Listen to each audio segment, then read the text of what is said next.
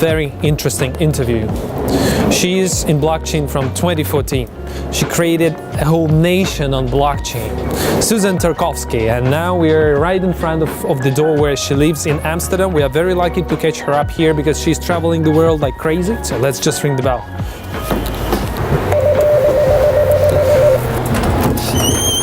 Hi there. Hello. Come on in. Eddie. I'm James. Hey James. I'm with my team. Welcome to the terrible Tempelhof.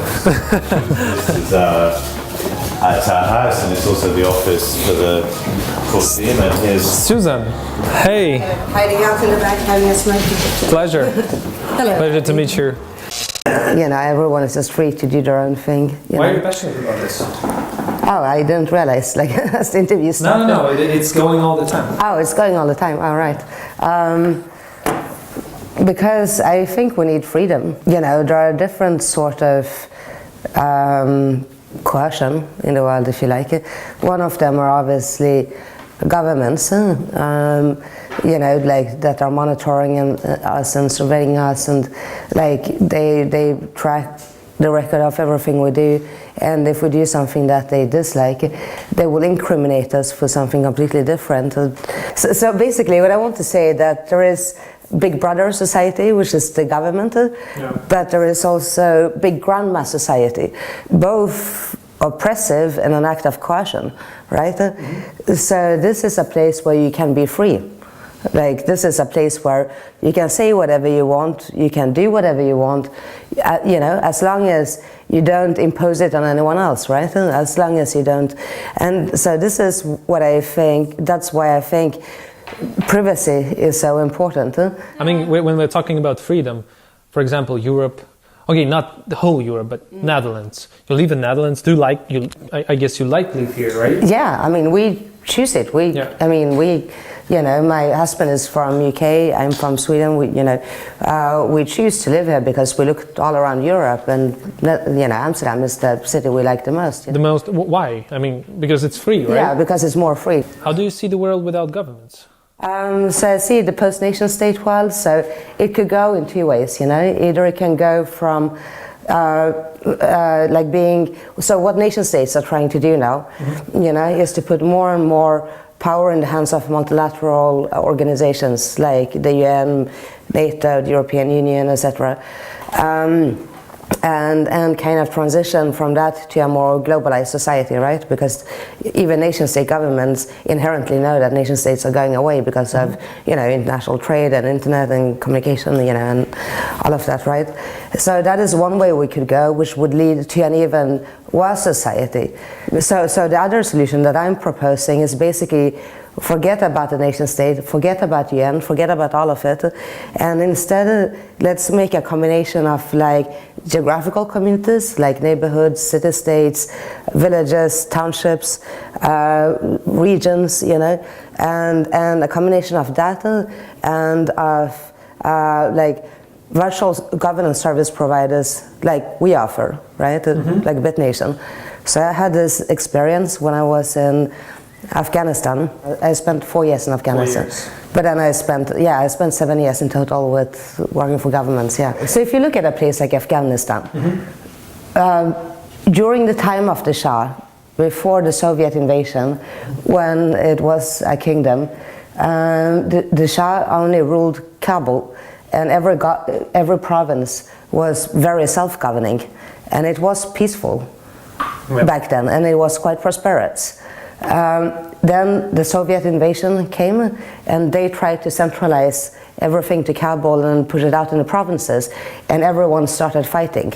Afghanistan, a place like Afghanistan, can only be peaceful when you know, people are self-governing, you know, and so in one village you can have someone who's, you know, a Tajik, a Pashtun, whatever, they all have their own courts of law, their own like system, right? And it works. One of the things that really drove me to become an anarchist, when I came into Libya, there was... When was that?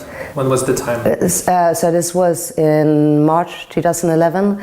So it was a few days after the no-fly zone had been enabled, just when Gaddafi was standing on the bridge, you know, ready to bomb Benghazi. So when I came in, I expected it to be chaos as well, right? It's a civil war, and it's like, this is like the rebel territory, and everything.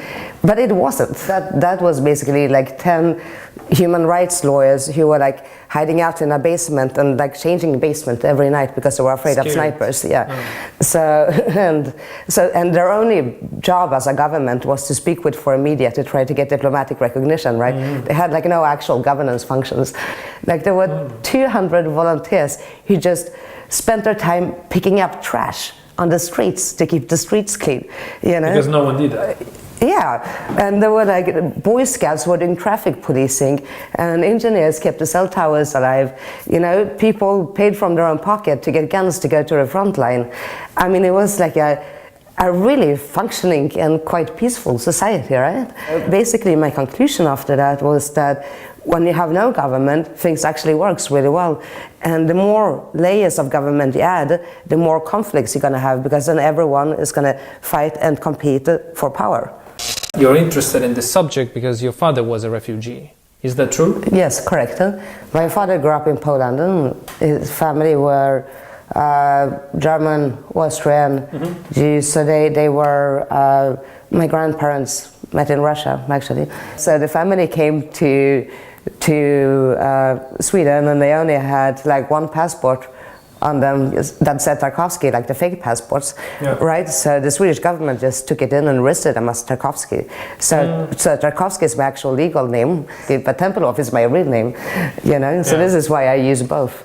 So they stripped away their citizenship, right? And they were stateless for 10 years in Sweden, and I mean under asylum, and it was really complicated. So my father was. He became a doctor, right? And he studied and became a doctor. He was 17 when he came to Sweden. So he was a medical researcher, so he had to go and speak about his findings and stuff. And every time we would travel, he had like this awkward, like, travel document, which is not a passport, it's like a travel document. And everyone was like taking him in and questioning him every time we crossed borders. And it's like, it's just like, what had he done, Can you say that's the initial reason why you're so passionate about this building nation, let's call it this way, on the blockchain? Yeah, it just proves that borders are completely imaginary, that nation states are imaginary. It's just an artificial construct that should die. The question regarding not directly about Bitnation, but more about building business in the blockchain space. Is that something that now brings you money? I'm doing okay. We're doing pretty well. Yeah, we have like I think it's 18 full-time employees and like 18. Yeah, and like 5 part-time employees and like high-level engineers and everything. So I have a pretty good salary. We are stubborn, we are warriors, so really. Like how you receive donations for that, or what's the thing? Well, boringly, like everyone else, we're doing an ICO. Sorry, okay. Not being more innovative. Bitnation is like a nation on blockchain, right? For users, for a single person, for example, like a simple user or personality that doesn't know anything about Bitcoin blockchain and they don't care about it, what they can do there and why do they need it? So there is something that another non-tradable token that we have is called proof of nomic. So basically, if you do an agreement, if you do a contract, if you write a contract that is widely understood and used and functional by a lot of people, people will have a library through this like nomic system of saying, okay, we want to make a freelance deal or a car sale deal, and then they just pick and they say, okay, this contract got highest rated, and this is suitable for this sort of deals. This contract is a bit complex but may suit in this kind of environment. So people will have like a menu of contracts. From these simple contracts, it can be even getting a citizenship, a world citizenship. We are very hardcore on the need for being pseudo-anonymous, right? Because we believe that if you start to put biometrics on the blockchain or whatever, it's going to lead to the next Holocaust. So we are avoiding biometrics hardcore.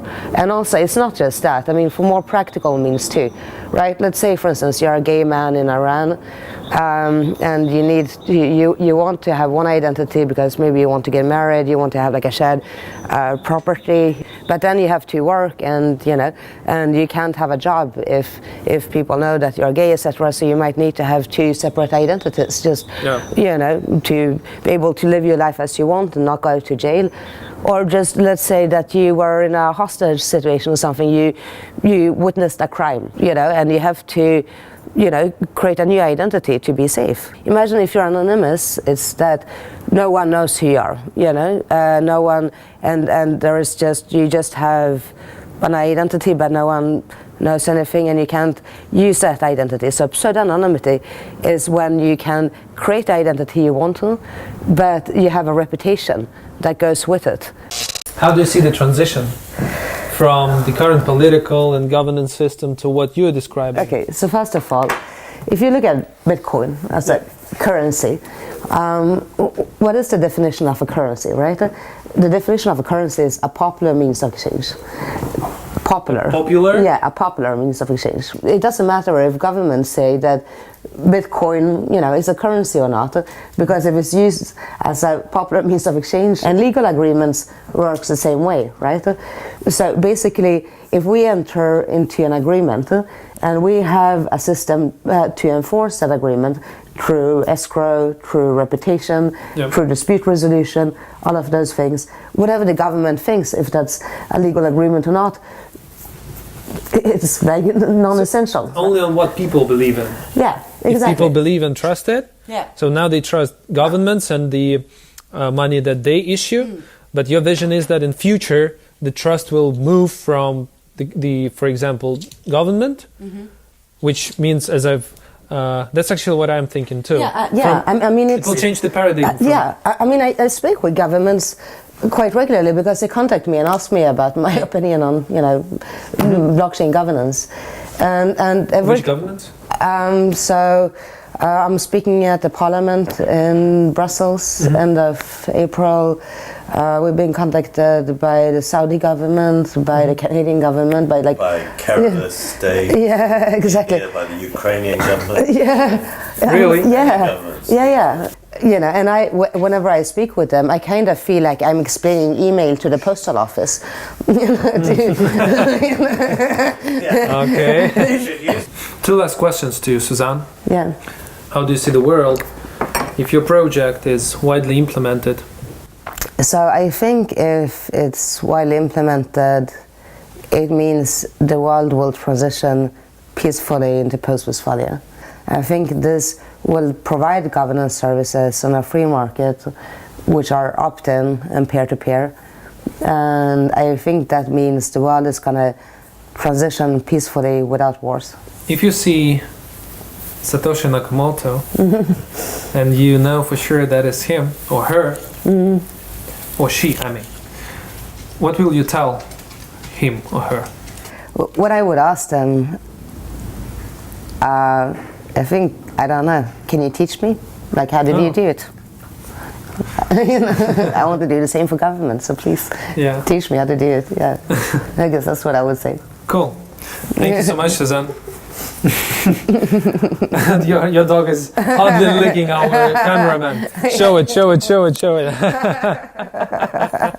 Thank you so much for such a cozy interview. That was